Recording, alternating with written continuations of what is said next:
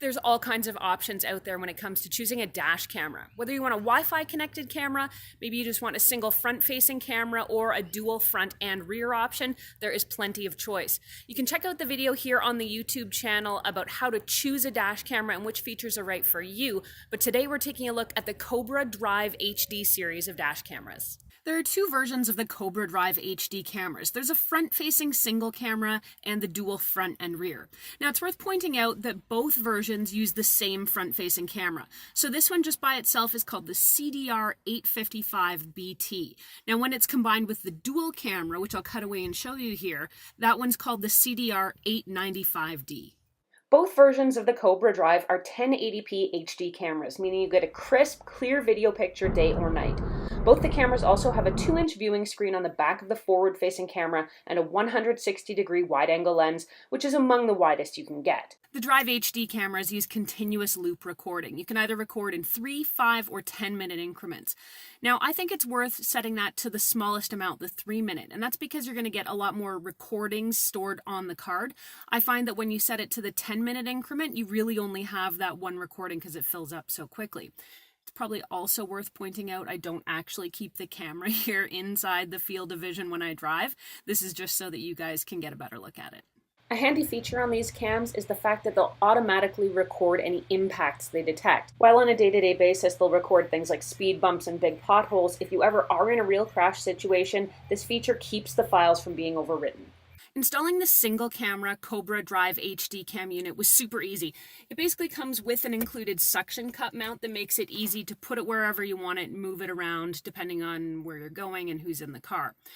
And I should point out the cord hanging around here. I've been installing dash cameras in and out of the car over a space of a couple of weeks, so I'm actually not installing any of them permanently. If you are going to install your dash camera permanently, I highly recommend you run the cable around and up through the windshield, tuck it out of the way. You can get clips for that, but do a good job of the installation. I've just got a temporary setup here, so you'll have to forgive how this actually looks.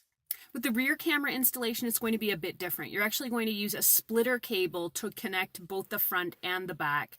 Now, this is where I got into a bit of trouble because I don't think this is designed very well. So this is the front and rear camera option, and as you can see, it's got a really short cord between the camera and the splitter, which runs not just two pieces of cable, but two very large adapter connectors, whatever we want to call these. So when I was going to try and tuck this into my sort of somewhat temporary installation, there's absolutely nowhere for these splitters to tuck up and out of the way against the windshield. So I don't know what to do. I don't know what to tell you about this. There's just not enough cord so that you can run the camera around and under the dashboard and connect the splitters underneath. It's just not an ideal setup, and I feel like it's really, really hard to make it tidy. Initially, I was excited to find out that the Drive HD cameras have Bluetooth connectivity, but I was disappointed to find out that it's not so that you can take the files and get them off the camera and onto your smartphone. Instead, the Bluetooth connectivity is for something called Cobra's iRadar app. And basically what that is a user-generated platform that populates things like photo radar, speed traps, or other hazards into an app for you to access.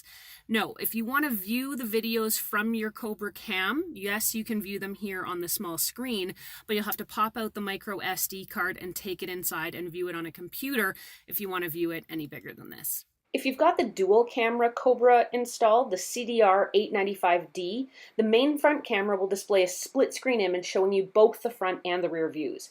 While the images are pretty tiny on the screen, it's enough for you to know things are aimed properly. The front and rear camera feeds are recorded as separate video files onto an SD card, and take note, these dual files eat up a lot of your storage and you'll likely only have the last few minutes of your drive on the card. The video quality of the front-facing Cobra Drive HD series cameras is great.